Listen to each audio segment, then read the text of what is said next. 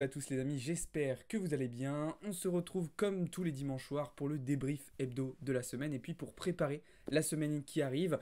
Pas mal de choses à dire ce soir, vous vous en doutez bien, après une semaine assez agitée sur les marchés, mais pas seulement, avec tout ce qui s'est passé en termes d'actualité. Comme d'habitude, juste avant de commencer, je vous invite à vous abonner, à partager, à liker, à commenter, mais surtout à nous rejoindre sur le serveur Discord. Vous avez le lien en bio et en description. Allez, comme d'habitude, on va commencer par un premier point sur le marché crypto qui est resté très calme ce week-end, vraiment très peu de volatilité.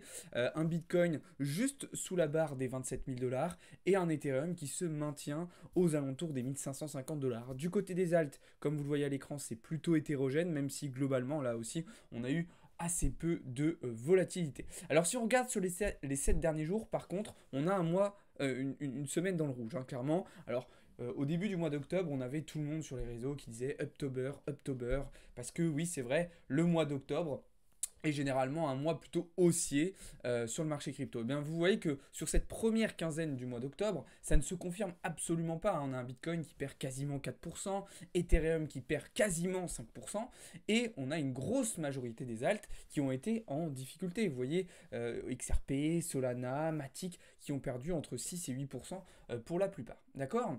Alors, qu'est-ce qui se passe sur Bitcoin? Eh bien, actuellement, voilà, on est sur une phase de latéralisation entre les 26 600 et les 27 000 dollars. Je vous rappelle que sur des horizons de temps plutôt 4 heures, nous avons cassé le support des 27 200 dollars qui avait été constitué récemment et sur lequel le prix avait réagi quelques fois, et puis surtout le support des 27 000 dollars. Cette double cassure, en fait, elle tend plutôt dans les prochaines semaines à nous ramener en direction des 25 300 dollars. C'est une zone très importante que nous n'avons pas récupérée et sur laquelle on peut retrouver notamment une grosse FVG en 4 heures qui avait été laissée mi-septembre, bientôt un mois. Ok? Mais attention, rien n'est joué, rien n'est perdu. On peut très bien envisager une potentielle réintégration de cette zone des 27 000 dollars, ce qui pourrait nous ramener plus haut par la suite. Je vous rappelle que entre justement 27 000 pardon, et 28 000 dollars, nous avons laissé tout de même pas mal de liquidités, pas mal d'ordres et donc potentiellement pas mal de zones importantes et intéressantes à venir récupérer, comme vous le voyez ici à l'écran. Mais comme je vous le disais à l'instant, pour cela, il va falloir une réintégration de la zone des 27 000 dollars. Donc, en cas de réintégration, et si on a retest, on aura potentiellement un niveau intéressant pour se positionner à l'achat. Ok. À l'inverse, si nous sommes rejetés par ce niveau, avec idéalement quelque chose comme ça, on pourrait envisager du coup une position en short en direction des 25 300 dollars. Sachant que là sur du 4 heures, on semble avoir une configuration plutôt en bear flag, donc un pattern de continuation baissière, on peut plutôt envisager le scénario baissier. Pour le moment, pas de prise de position, nous allons attendre des confirmations supplémentaires avant d'envisager une prise de décision et une prise de position un petit peu plus précise, d'accord? Donc très probablement à partir de demain avec l'ouverture des marchés financiers traditionnels.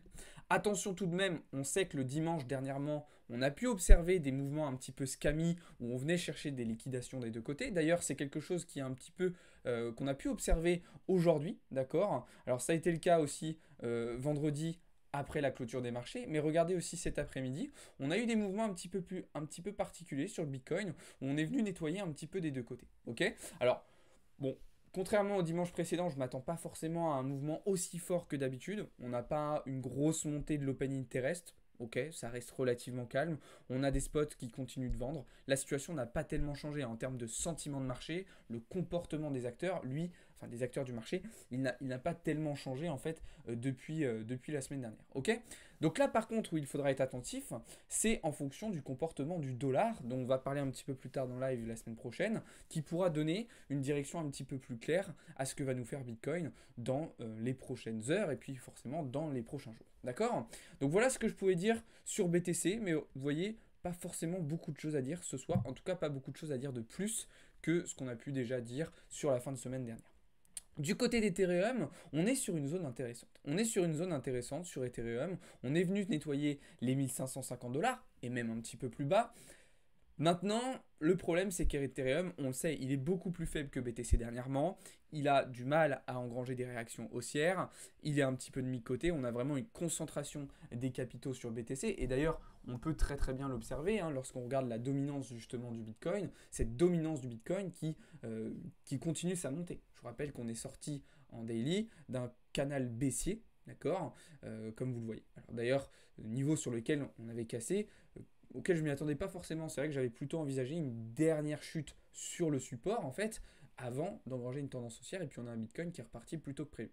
En tout cas, toujours est-il que du coup, c'est vrai qu'Ethereum est un petit peu mis de côté, un petit peu plus en difficulté. Donc là, on est sur un niveau quand même un petit peu décisif, parce qu'il va falloir absolument tenir ces niveaux-là pour Ethereum. Dans le cas contraire, on pourra envisager une correction plus importante vers les 1400, puis vers les 1300, et peut-être même plus bas dans les prochaines semaines et dans les prochains mois. D'accord ? Donc attention, je ne le remontre pas, mais il faut savoir qu'en daily, par exemple, le fait qu'on soit passé sous les 1550$ correspond à une cassure de trendline assez importante. Ok ? Alors par contre, c'est vrai que du coup, on va retrouver quelques petites opportunités intéressantes sur les alts. Ça a été le cas par exemple en fin de semaine sur le FXS, qui nous a permis de finir d'ailleurs notre semaine en beauté. Ok ? Ça a été le cas sur le TRB, plusieurs fois dans la semaine, et d'ailleurs ça a été le cas aussi aujourd'hui. Pour ceux qui étaient connectés dès ce matin sur le serveur Discord, on a pris un joli petit scalp, très joli petit scalp sur le TRB, comme vous voyez, qui nous a permis de réaliser un trade avec plus 6R quasiment, donc quand même pas rien du tout. Et puis évidemment, on surveille aussi des scénarios sur le sol, ok, comme vous le voyez actuellement à l'écran, Solana qui est revenu partiellement chercher la zone qui nous intéressait sans prendre nos prix d'entrée. C'est le cas aussi sur le Litecoin, sur lequel nous sommes toujours dans un trade de continuation baissière. C'est le cas aussi sur le Rune, sur lequel on a été fill vendredi matin, mais qui n'a pas eu trop de force pour continuer sa tendance baissière pour le moment. On surveille aussi AGLD, bien évidemment, qui n'est pas encore venu chercher nos prix d'entrée. Et puis le Loom. Alors le Loom, je vous en parle parce que je sais que vous êtes très nombreux à vous demander mais qu'est-ce que c'est que cette crypto qui pump autant? Et c'est vrai qu'on peut se poser la question. En tout cas, cette crypto qui pump autant, elle nous permet aujourd'hui aussi, en ce dimanche, c'est très rare que je trade le dimanche, mais là j'ai vu deux belles opportunités, le TRB dont je vous ai parlé juste avant, et puis ce trade sur le Loom, que je vous ai partagé aussi ce matin dans le serveur Discord, réaction parfaite sur le prix d'entrée, et hop, on repart à la hausse. Donc félicitations à ceux qui étaient connectés dès ce matin et puis qui ont pu réaliser de très jolies performances. Là aussi, même si tous les TP n'ont pas encore été touchés, je vous invite tout simplement à sécuriser votre prise de position avec une prise de profit partiel et un SL ABE. Voilà ce que je pouvais dire sur le marché crypto. On va pouvoir désormais se tourner du côté des marchés financiers traditionnels et bien évidemment, avec dans le viseur cette semaine à nouveau, les deux assets principaux du moment, le gold et le pétrole. D'accord ? Alors, l'or qui a validé un superbe trade que nous avons pris la semaine dernière. Je vous l'avais annoncé, je vous ai dit, conflit israélo-palestinien, reprise des hostilités, incertitude, peur sur les marchés. L'or, qui est la valeur refuge par excellence, va évidemment être une valeur qui va potentiellement prendre de la valeur. Regardez ce qui s'est passé. Boum, explosion à la hausse. Alors on aurait pu s'attendre potentiellement à un petit rejet sur cette résistance, absolument pas. On l'a cassé avec une facilité assez déconcertante et on pourrait très clairement envisager une continuation haussière pour le moment sur le gold. On peut noter aussi le fait que le gold est en plus très très résistant malgré la remontée qu'on a pu observer du dollar jeudi avec les résultats d'inflation, on en reparlera tout à l'heure. Eh bien on peut noter que le cours de l'or a été très très résistant au comportement du dollar. À ma droite, vous avez ici le cours du pétrole qui, lui, cette semaine, contrairement à l'or, est venu combler le gap qui avait été ouvert, qui était resté ouvert depuis l'ouverture des marchés la semaine dernière. Et puis ensuite, il est reparti casser cette résistance des 85$ pour repartir à la hausse. Pétrole qui devrait très certainement se diriger vers les 93$ et pourquoi pas ensuite vers les 100$. Là aussi, il va falloir rester d'autant plus prudent en fonction de l'implication de l'Iran, de l'Arabie Saoudite dans le conflit, mais surtout de l'Iran. Pourquoi en fait ? Parce que si l'Iran est amené à être impliqué davantage dans le conflit israélo-palestinien, on pourrait voir des sanctions économiques. Par exemple des États-Unis envers l'Iran. Et ce qu'il faut savoir, c'est que l'Iran, dans la production mondiale de pétrole, a une part de marché quand même assez importante. Okay, j'ai plus les nombres exacts mais je crois que c'est 3 millions de barils par jour, quelque chose comme ça. Si l'Iran donc a des sanctions économiques, c'est quelque chose qui va raréfier encore davantage la production de pétrole et donc on pourrait observer le cours s'envoler encore plus fort. Et là, c'est problématique et ça va me permettre de faire le lien avec les résultats de l'inflation qu'on a pu avoir cette semaine. C'est que si on a une reprise du cours du pétrole, ça va évidemment rendre la maîtrise de l'inflation beaucoup plus compliquée. Et d'ailleurs, on a vu que l'inflation aux États-Unis cette semaine n'avait pas baissé, mais s'était stabilisée sur le mois de septembre à 3,7%, ce qui n'a pas du tout arrangé la Fed et ce qui n'arrange pas du tout les marchés d'autre part. Alors, un résultat suffisamment léger pour ne pas envisager, pour ne pas permettre à la Fed potentiellement de rehausser ses taux d'intérêt directeurs le 1er novembre prochain, mais un résultat pas suffisamment bon non plus pour envisager, pour faire que la Fed envisagerait eh bien, une baisse des taux d'intérêt directeurs le 1er novembre prochain. Ça, c'est très très important de le comprendre. Mais attention, il faut aussi avoir à l'esprit que d'ici un an, nous allons avoir les élections américaines. On va rentrer dans une période de campagne présidentielle. Et donc, toutes ces informations-là vont aussi avoir un poids, justement, d'autant plus important qu'on est dans une période de campagne, et donc avec des candidats qui vont appuyer leur campagne, justement, eh bien, sur ces différents événements assez récents. D'accord? Donc, toujours est-il que ce résultat de l'inflation, je dis, n'est pas la seule mauvaise nouvelle. Et là, ça va me permettre de faire le lien cette fois-ci avec les indices boursiers. Pourquoi?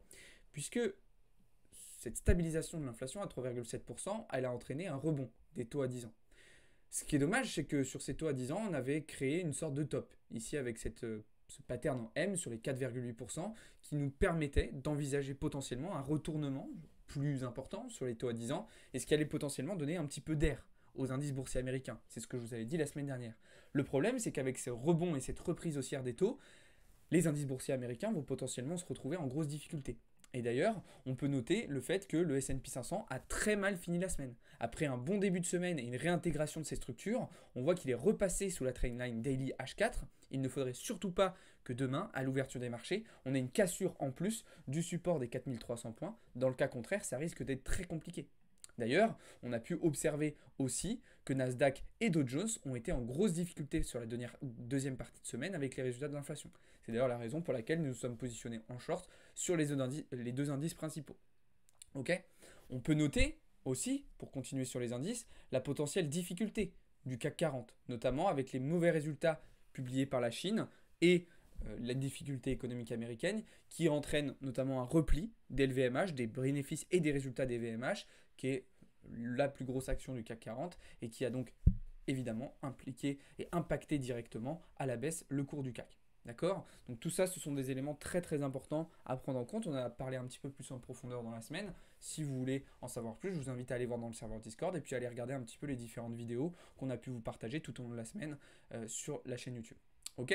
Donc tout ça va être très important à surveiller dans les prochaines semaines, mais déjà dans les prochains jours, sachant qu'on va avoir une semaine plutôt intéressante. Alors, pas forcément de très très gros catalyseurs macroéconomiques, mais certaines données qui vont être assez importantes. Et puis on aura aussi, au-delà des catalyseurs, on va avoir beaucoup de résultats de grosses entreprises mondiales. Alors ça avait déjà commencé un petit peu vendredi avec notamment les résultats du secteur bancaire avec BlackRock, JP Morgan et Citigroup, mais ça va continuer cette semaine avec par exemple demain la First Bank, mais on retrouvera aussi des grosses entreprises comme Netflix ou encore Tesla mercredi qui font partie des 7 magnifiques. D'accord? Donc une semaine assez bien remplie et un mois globalement assez bien rempli, puisque tout au long du mois, on retrouvera les résultats comme Coca-Cola, Meta, Intel, Ford, Apple, etc. etc. Ok? Donc une semaine intéressante, un mois intéressant, mais d'un point de vue catalyseur. Donc qu'est-ce qu'on va retrouver? Demain, une journée plutôt calme. Pas de grosses annonces selon moi à surveiller, même s'il y aura des petits résultats importants, pas des résultats suffisamment impactants et qui pourraient entraîner de la volatilité sur les marchés. Mardi, par contre, ça va commencer à secouer un petit peu. On aura mardi matin, pour ceux qui traitent la session de Londres, des résultats sur l'emploi au Royaume-Uni et des résultats sur le sentiment économique en Allemagne. Ça, c'est un résultat qu'il va falloir surveiller attentivement. On sait qu'on a une amélioration de la situation en Allemagne. On l'a pu l'observer par exemple avec les résultats de l'inflation qui ont bien baissé sur le territoire allemand. Mais attention, il va falloir des confirmations supplémentaires pour voir si l'Allemagne va être suffisamment forte et va être capable de sortir de cette situation compliquée dans laquelle elle est aujourd'hui. Ok ? Ensuite, mardi après-midi, on aura aussi des résultats importants du côté américain avec notamment les ventes au détail principales et du côté canadien avec les résultats de l'inflation. A noter que cette semaine à nouveau, nous aurons un certain nombre des membres du FOMC qui vont s'exprimer. On a pu observer par exemple déjà la semaine dernière certaines divergences entre les membres de la Fed, entre certains qui restaient sur une volonté de politique hawkish et d'autres qui commençaient déjà à vouloir adopter une politique accommodante. Mercredi, qui sera peut-être pour moi l'une des journées les plus importantes, enfin la journée peut-être la plus importante de la semaine, notamment du côté chinois, où on aura les résultats du PIB et de la production industrielle. Ensuite, durant la session de Londres, on aura les résultats de l'inflation au Royaume-Uni et sur l'ensemble de l'Union européenne. Ok. Et l'après-midi, des résultats très importants du côté américain, notamment sur le secteur de l'immobilier, puisque nous aurons les résultats des permis de construire et des mises en chantier, ainsi que les stocks de pétrole brut, comme tous les mercredis à 16h30. Jeudi, journée intéressante aussi, puisqu'on retrouvera du coup l'indice manufacturier de la Fed de Philadelphie, les inscriptions hebdomadaires au chômage et les ventes de logements existants. Là encore, on retrouve à nouveau des datas assez importantes du côté américain et du côté du secteur immobilier. Et puis on terminera la journée en beauté avec à 18h le discours de Jérôme Powell, un discours de Jérôme Powell, président de la Fed. Vendredi, on terminera sur une journée plutôt calme avec pour moi pas de gros catalyseurs, hormis l'inflation au Japon qui sera évidemment à surveiller. Voilà un petit peu le programme de la semaine. En tout cas, il va falloir au-delà de ça surveiller aussi les événements géopolitiques qui apportent de la peur et de l'incertitude sur les marchés. Et on a pu l'observer notamment sur la deuxième partie de semaine avec le VIX qui est remonté quand même assez rapidement comme vous le voyez ici à l'écran. Ok, voilà ce que je pouvais vous dire là-dessus. On va terminer cette vidéo avec les résultats et le planning de la semaine. Et juste après, je vais prendre toutes vos questions. On va continuer. Vous inquiétez pas pour ceux qui sont sur les lives, ne bougez pas. On n'a pas fini. Je vais juste terminer l'enregistrement de la vidéo. Donc, comme je vous le disais, avec les résultats de la semaine qui ont été encore une fois très très bons. Le seul petit X a été sur le challenge trading où je perds moins 2,71%. Donc une perte mesurée, une perte calculée. Sinon, on a été sur une très très bonne semaine sur l'ensemble des services chez Blockchain Capital ainsi que sur le compte entreprise qui reprend plus 9% cette semaine. Pour finir, le planning des lives de la semaine. Comme vous le voyez, une semaine bien remplie. D'ailleurs, j'ai oublié justement de rajouter un petit live à 18h pour le discours de Jérôme Powell. Donc, je vous le noterai. Demain, je vous rappelle que nous recevons la CEO du projet Metacard, qui est un projet NFT extraordinaire. NFT, qui est un projet Web3 pardon, extraordinaire.